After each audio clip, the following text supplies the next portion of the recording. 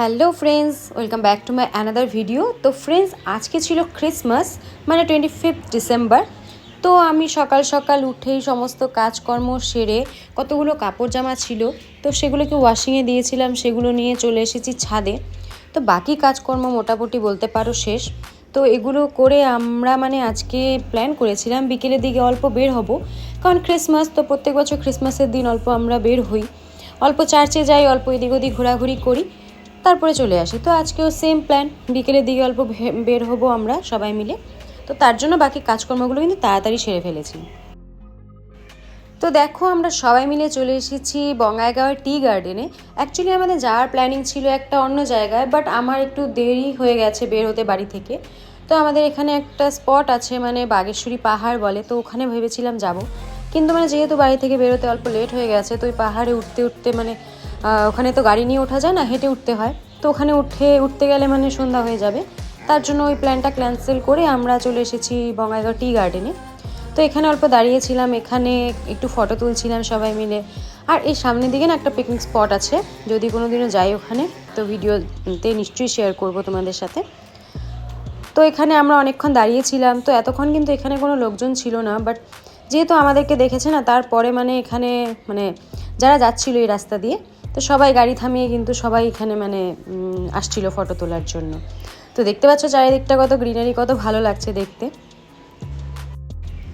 তো এখানে অল্প টাইম আমরা স্পেন্ড করার পরে, অল্প এনজয় করার পরে এখান থেকে বের হয়ে গেছি। তো এখান থেকে বের হয়ে কোথায় যাব প্ল্যান করলাম, এখান থেকে বের হয়ে বঙ্গাইগাঁওয়ের একটা ফেমাস পাঞ্জাবি ধাবা আছে, তো আমরা ভাবলাম তো এখানে এখন সেখানেই যাওয়া যাক। তো তারপরে এখানে দেখতে পাচ্ছ চারিদিকটা কত সুন্দর লাগছে বিকেলের ওয়েদারটা। তো আমরা এখন এখান থেকে বের হয়ে যাচ্ছি।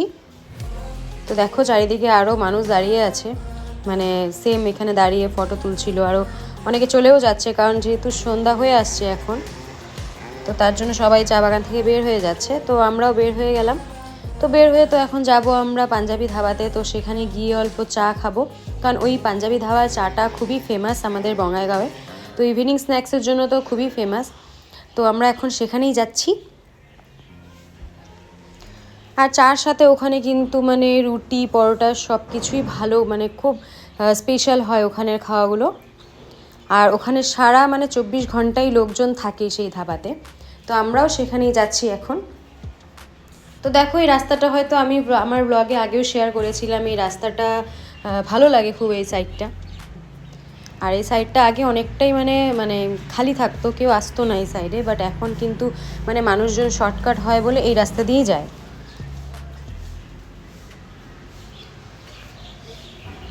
তো আমরা ভিতরে ভিলেজ এরিয়া পার করে এখন কিন্তু হাইওয়েতে উঠে গেছি, আর ধাবাটা একদম হাইওয়েতেই আছে।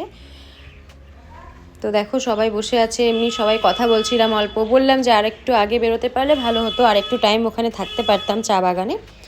তো যাই হোক, ফাইনালি আমরা চলে এসেছি পাঞ্জাবি ধাবাতে। তো দেখতে পাচ্ছ মানুষজন তো এমনি থাকেই, আর আজকে ক্রিসমাসের দিন তো আরোই ভিড় এখানে।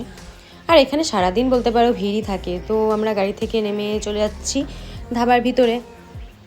তো আমার মেয়ে আমাকে বলছিল আমি কিন্তু কিছু খাবো না, ওর তো খাওয়া নিয়ে এত বায়না, কি বলবো, আর কোনো কিছুই ভালো করে খেতেই চায় না, অনেক কষ্ট করে ওকে খাওয়াতে হয়। আর বাড়িতে থাকলে যতটা খায়, বাইরে বেরোলে কিন্তু তার খাওয়া অনেকটাই কমে যায়, কারণ বাইরেও খেতেই চায় না। ও ঘরে বসে আরাম করে খাবে, তো ওটাই কি বলবো, ওটাই শিখেছে এখন।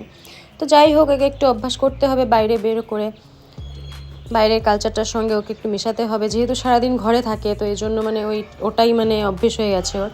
তো যাই হোক, দেখো আমরা এখানে অর্ডার দিয়েছিলাম পরোটা, আলু পরোটা, সাথে সবজি অ্যান্ড চাটনি। আমি দিয়েছিলাম রুটি, পনির ভুজিয়া।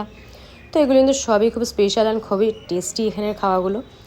তো চা তো নিতেই হবে, চাও নিয়েছিলাম। আর এই দুজনকে দেখো এখানে বসিয়ে রেখেছিলাম, দুজন বলতে আমার দাদার ছেলে আর আমার মেয়েকে। তো একটু পরোটা দিয়েছিলাম খেতে, বাট খেতে পারিনি, কারণ একটু ঝাল ছিল বেশি, তার জন্য কিন্তু আর খেতে পারিনি। তো ওরা ওদের খাওয়া নিয়ে ব্যস্ত, ওরা ওদের কেক নিয়ে ব্যস্ত, খেলা নিয়ে ব্যস্ত। তো যাই হোক, ওখান থেকে আমরা বের হয়ে এবার সোজা চলে যাচ্ছি চার্চের দিকে। তো এবার চার্চটা কিন্তু ভালোই সাজিয়েছে, বঙ্গাইগাঁও যেটা চার্চ আমাদের বাড়ির সামনে, চার্চটাকে ভীষণ সুন্দর সাজিয়েছে এবার। দেখো চারিদিকে লাইটিং করে দিয়েছে প্রচুর, দেখতেও ভালো লাগছে। আর অনেকটা ভিড়ও হয় এখানে, কারণ সবাই আসে বিকেলবেলা ঘুরতে।